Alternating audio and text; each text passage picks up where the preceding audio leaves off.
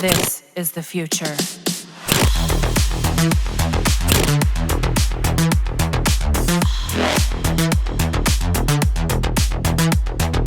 Evolution.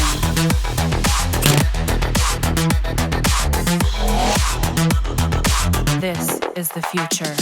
Let's talk about this. Double cross, double move. Now, there is a double cross play in which we are looking for the reversal. We are going to try to hopefully eliminate some of the confusion with that and know what we're going to be doing with that double cross, double move. So some of the first things that we want to be looking for inside of our double cross, double move is the favorable direction. Now, this is probably review. You need to make sure, tonight I'm going to go directly into the stuff on double cross, double move, but you need to go back and watch lessons 1 through 6 particularly to add the core into this. Do not take this blindly, but this is just the details specifically on that. Very important for this strategy on the favorable direction. All right. Now, what we're going to see is the obvious double cross. It can be more. I'll show you guys an example of that.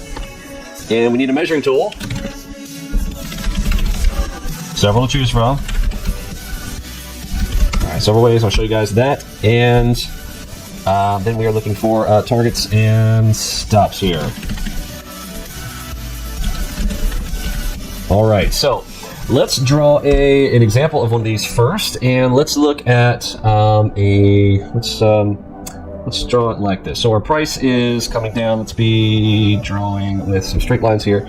So price is going to be coming down to an area. We need a pivot, and then we're going to kind of come up at a location, maybe make a couple moves, something like this. Somewhere in there, we are going to see some pretty big movement. Whoops, not like that. Probably not like that. Sorry, drawing tool issues. And then we are looking for approximately like this. Now, with our visuals, what are we going to be looking for is the multi-cross. All right, so this is going to have a cross here, and we'll do one like this. Perfect. There we go.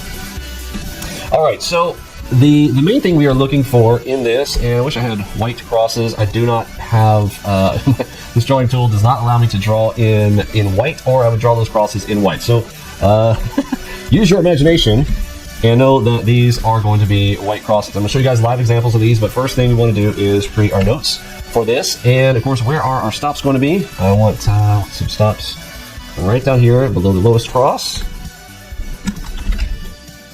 Stop. And stop at the bottom of the cross. And of course, our targets are going to be up here on the double move. Let's draw it right about here.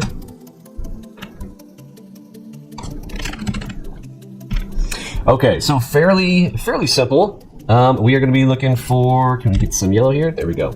So we're measuring from this pivot to the center of really the lowest cross. In this case, it's going to be this one, but oftentimes it'll be here. But we're looking for the lowest cross. Now, what do I mean by that? Now, again, we're talking about a long scenario. If this is reversed the other direction, it's the other side. You guys get the picture, okay? But basically the closest, we'll call it the closest distance from the pivot to the cross. This is where we are measuring, okay? So we're picturing the distance between here and there. Now, the exception to this, let's zoom back here real quick. In case there are going to be scenarios where the price doesn't come down to a pivot, but we actually have price kind of coming up into an area like this. And what we may want to have, what we may have here is a cross section down here. This is the other scenario.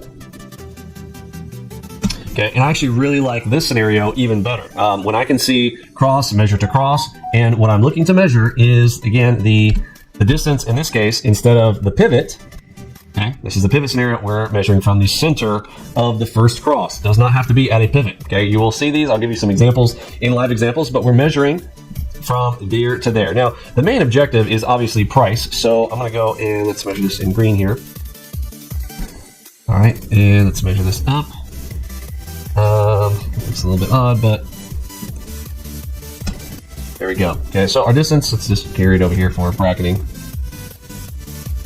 All right, so I'm going to measure the distance from here to here, and let's say that this is 4 points.